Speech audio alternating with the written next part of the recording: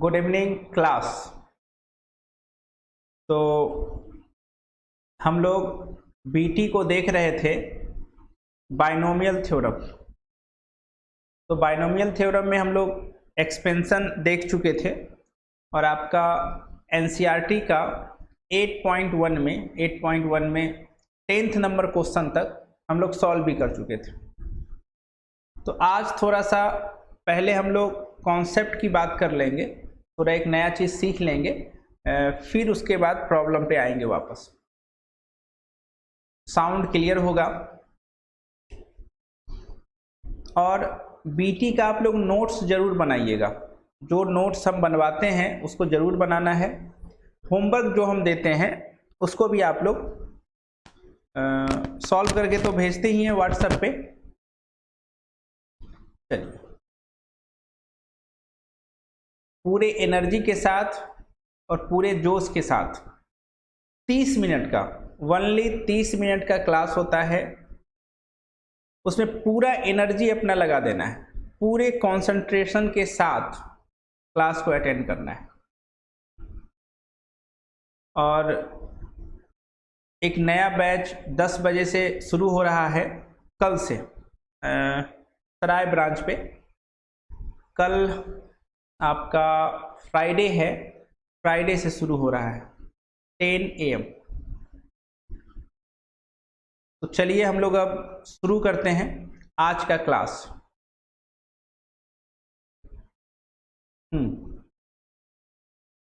तो सर ये बताइए, हम लोग जब बाइनोमियल एक्सपेंशन किए थे, इसका किए थे, मान के चलिए a है और प्लस b है, पे पावर 4 है। अगर इसका हम लोग एक्सपेंशन करेंगे तो एक्सपेंशन सर करना है इसका 4c, एक घर दूसरा घर, प्लस 4c एक घर दूसरा घर। आपको पता है कि पावर अगर 4 है, ये पावर अगर 4 है तो 5 टर्म हम लोग को लिखना होगा। 5 टर्म लिखना है हम लोग को। तो 4c एक घर दूसरा घर, 3 हो गया। 4c एक घर दो घर, एक और दे देते हैं 4c एक घर दो घर। हमने 5 लिख दिया। गिनती जो है, गिनती आपका हमेशा 0 से शुरू होगा। तो 0, उसके बाद 1 2 3 4। सर और पैर ऊपर और नीचे बराबर हो गया, मतलब आप रुक जाइए। इसमें a भरते हैं, इसमें b भरते हैं, इसमें a भरते हैं, इसमें b भरते हैं, इसमें a और इसमें b, इसमें a और इसमें b, और इसमें भी a और इसमें भी b भर दिए। थोड़ा ध्यान दीजिएगा, ध्यान दीजिएगा। अब दोनों घर पे आपको टोपी लगाना है। तो सर अगर टोपी लगाना है तो कोना कोनी जाता है। 0 है तो 0, 1 है तो 1, 2 है तो 2, 3 है तो 3, 4 है तो 4। ये चला गया। एक और बचा है, तो 4 में से 0 गया 4, 4 में से 1 गया 3, 4 में से 2 गया 2, 4 में से 3 गया 1, और 4 में से 4 गया 0। अब ध्यान से देखिएगा, क्या इसको हम लोग T1 बोल सकते हैं? T1 का मतलब होता है पहला टर्म। इसको क्या बोलेंगे हम लोग? First term. फर्स्ट टर्म में ध्यान से आप देखिएगा, अरे इतना तो तय है ना, 4 है तो यहाँ 4 होगा। बाद बाकी T1 का मतलब क्या? अरे सर अगर यहाँ 1 है तो यहाँ 0 है। अच्छा इसको देखते हैं, थोड़ा सा इसको देखते हैं। इसको हम लोग क्या बोलेंगे? शायद इसको बोलेंगे हम लोग T2, सेकेंड टर्म। क्या बोलेंगे? Second term. अच्छा इसको क्या बोलेंगे हम लोग? Third term.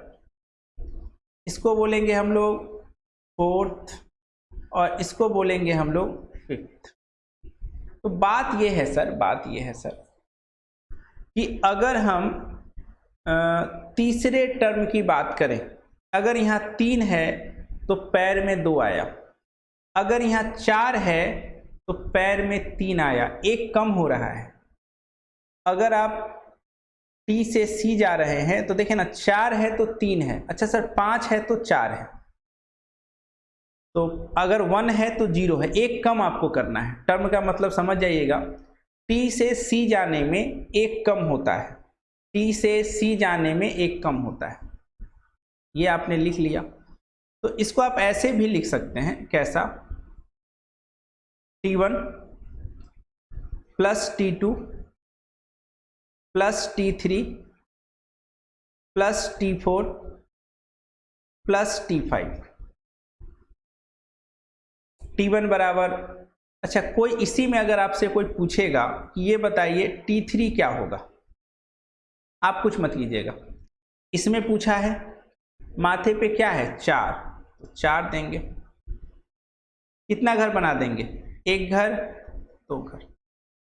पहले घर में ए को भरेंगे, दूसरे घर में बी को भरेंगे, भर दिए।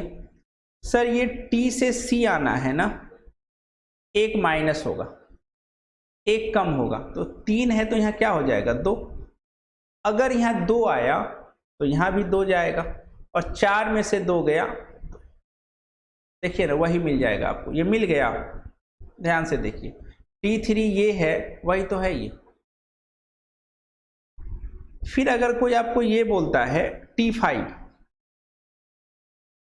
है, यहाँ पे देखिए सर पे क्या है 4, तो आप लिखिएगा 4, C, एक घर 2 घर, इसमें A बैठाइए, इसमें B बैठाइए, A और B बैठा दिए। अब आप ये बताइए कि सर 5 है तो यहाँ 4 होगा, अगर यहाँ 4 है तो यहाँ भी 4 होगा, कोना कोनी, और 4 में से 4 गया 0। अब हम लोग टर्म की बात कर रहे हैं, किसकी बात कर रहे हैं, टर्म की। तो अभी हम लोग सीखे टी से सी जाने में एक कम होता है, एक कम होता है।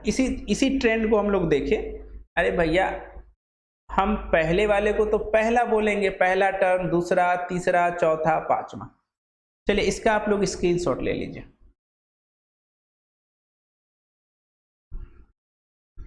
आप इसका स्क्रीनशॉट ले लें।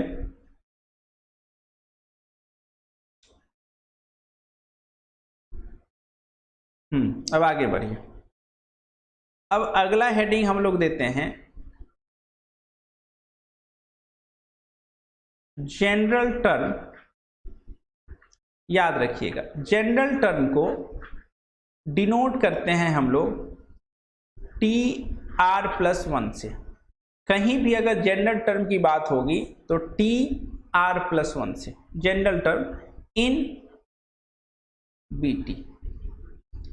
अब हम लोग जनरल टर्म की बात कर रहे हैं, जनरल टर्म की, थोड़ा ध्यान से देखिएगा। पहली बात तो एक बाइनोमियल एक्सपेंशन आपको लिखना है अगर, तो A प्लस B पे पावर n, आप इसका एक्सपेंशन लिख सकते हैं। तो T1 होगा, T2 होगा, T3 होगा, फिर धुआं छोड़ता हुआ कहाँ तक जाएगा, बीच में मिल जाएगा TR+1, फिर धुआं छोड़ता हुआ TN+1। लास्ट में जो आप लिखेंगे, देखिए ना n है ना, तो N+1 होगा, लास्ट वही होगा।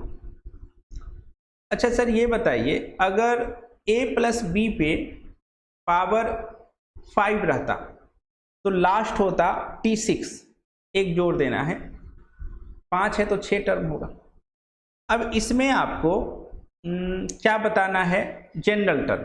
तो जनरल टर्म को किससे डिनोट करते हैं हम लोग, किससे रिप्रेजेंट करते हैं, तो TR+1 से।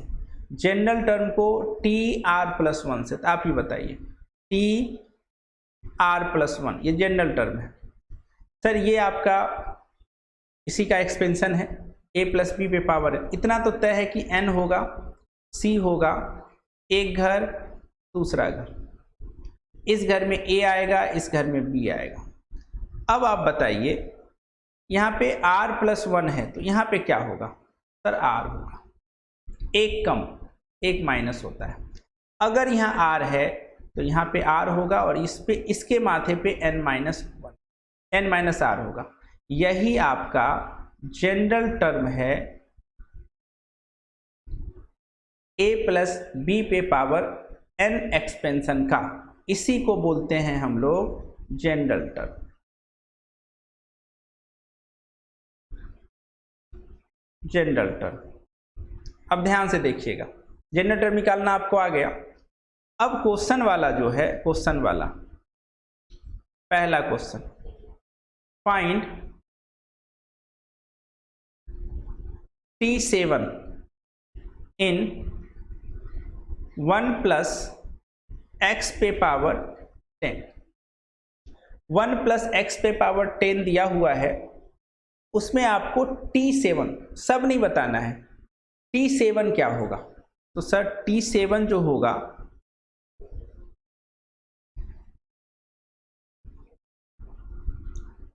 T7, तो सबसे पहले पावर क्या है 10 है, तो हम 10 लिख दिए, फिर C लिख दिए। दो घर तो बनाना ही बनाना है, बना दिए। पहले घर में हमको लगता है 1 रहेगा और दूसरे घर में x रहेगा। पहले घर में 1 और दूसरे घर में x। सर अगर यहाँ 7 है तो यहाँ पे 6 होगा, एक कम होता है, T से C जाने में एक का कमी आता है। अगर ये 6 है तो यहाँ भी 6 होगा और 10 में से 6 गया 4 होगा, हो गया। T7 आपको यही मिलेगा। तो हम लोग अभी सीख क्या रहे हैं, जनरल टर्म या फिर किसी भी एक्सपेंशन में बोल देगा नहीं हमको 5वां टर्म चाहिए और कोई नहीं चाहिए, हमको 6ठा टर्म चाहिए, तो इसी तरह निकाला जाता है। फिर आगे बढ़ते हैं, इसका स्क्रीनशॉट ले लीजिए। कुछ याद नहीं करना है, T से C जाने में लिख देते हैं। जनरल टर्म को डिनोट करते हैं TR+1 से। अरे R+1 से इसीलिए करते हैं ना कि एक कम करना है, R होगा यहाँ पे। T से C जाने में 1 का लॉस होता है, T से C जाने में 1 का लॉस होता है। चलिए इसका स्क्रीनशॉट लीजिए आप लोग। आप सीख रहे हैं जनरल टर्म। अब आगे बढ़ते हैं। अगला क्वेश्चन जो आपके लिए है वो कुछ ऐसा है, फाइंड T9 इन 1 माइनस √2 पे पावर 11। सबसे पहला काम, जनरल टर्म निकालने से पहले थोड़ा इसको ठीक कर लेते हैं। हम लोग को जो दिया हुआ है वो 1 माइनस √2 पे पावर 11 है। थोड़ा इसको सजा के लिख लेते हैं।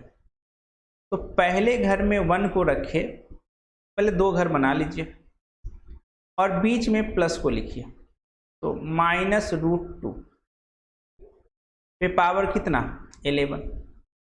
तो हमको लगता है कि ये 1 हुआ, पहले घर में 1 हुआ और दूसरे में माइनस √2 हुआ, बीच में प्लस कर दिए।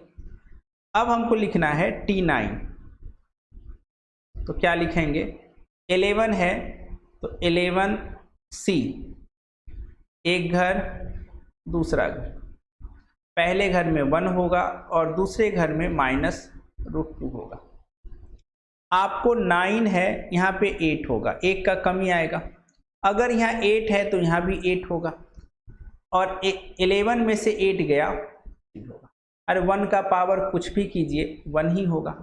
एक बात और बताए थे, माइनस a पे पावर इवन हो तो होता है a पे पावर इवन, माइनस लुप्त हो जाता है। तो ये माइनस है ना, माइनस का पावर इवन है तो माइनस लुप्त हो जाएगा। फाइनली आप लिखिएगा 11C8 1 का पावर कुछ भी 1 ही होता है, और √8 पे पावर √2 पे पावर 8। तो इसको अगर सॉल्व करना चाहिए आप, तो √2 पे पावर 8 है, तो आप इसको ऐसे भी लिख सकते हैं 2 पे पावर 1/2 और 8, ये दोनों गुना होगा तो 2 पे पावर 4, 2 पे पावर 4 16 होता है, तो 11C8 और 16, ये आपका आंसर हो गया। मतलब इस एक्सपेंशन में टोटल 12 टर्म होगा, जिसमें से 9वां टर्म यही होगा, 9वां टर्म यही होगा। तो आप लोग आज के क्लास में टर्म निकालना सीख रहे हैं। इसमें टोटल पावर 11 है तो 12 टर्म होगा।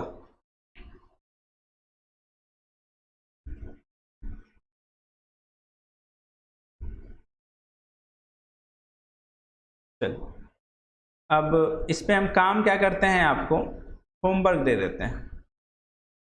होमवर्क, पहला होमवर्क आपको बताना है T7, ठीक है। एक्सपेंशन दिया हुआ है 1 + y पे पावर 12। आपको बताना है T3 2 + y पे पावर 6।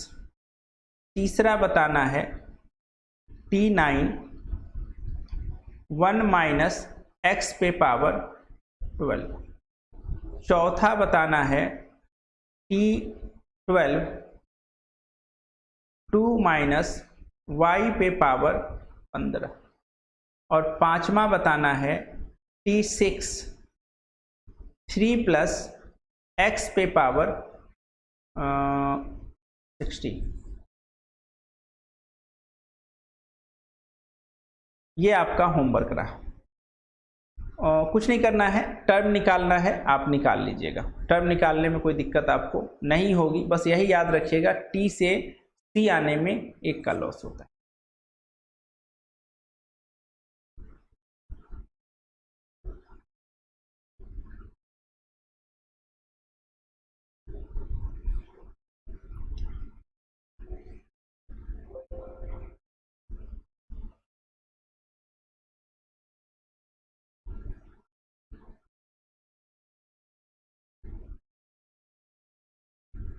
चलिए, लाइक वाले बटन को थोड़ा सा बढ़ा दिया जाए, थोड़ा लाइक कम हो रहा है, लाइक वाले बटन को बढ़ा दीजिए, ठीक है। अगर आप लोग जोश में हैं तो एक चीज़ और सिखाएंगे, जो एनर्जी को बरकरार रखना है, ठीक है।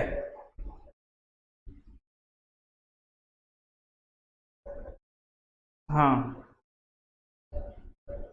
थोड़ा सा हमको लगता है कि साउंड में प्रॉब्लम है क्या, दिखा रहा है the audio stream currently with 0। हम कर रहे हैं। आप हमको ये बताइए कि साउंड में प्रॉब्लम आ रहा है क्या, साउंड में? अच्छा, हम कर दे रहे हैं। लीजिए,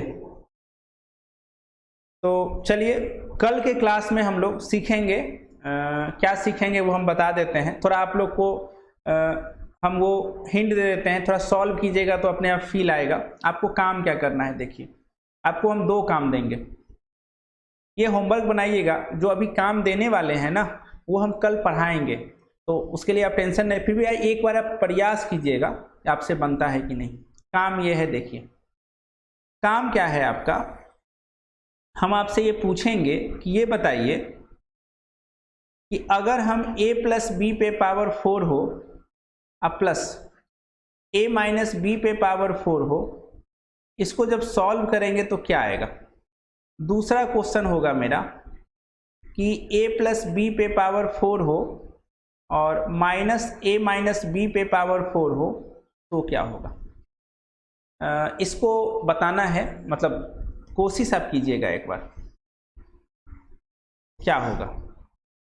कैसे कोशिश कीजिएगा, पहले इसको बाइनोमियल से आप तोड़ लीजिएगा, फिर इसको भी बाइनोमियल से तोड़ लीजिएगा, फिर जो जो कटेगा उसको काट दीजिएगा, जो बचेगा वो बच गया। इसमें भी वही कीजिएगा, बाइनोमियल से इसको तोड़िएगा, बाइनोमियल से इसको तोड़िएगा, जो बचेगा बचेगा, जो नहीं बचेगा। यही काम है।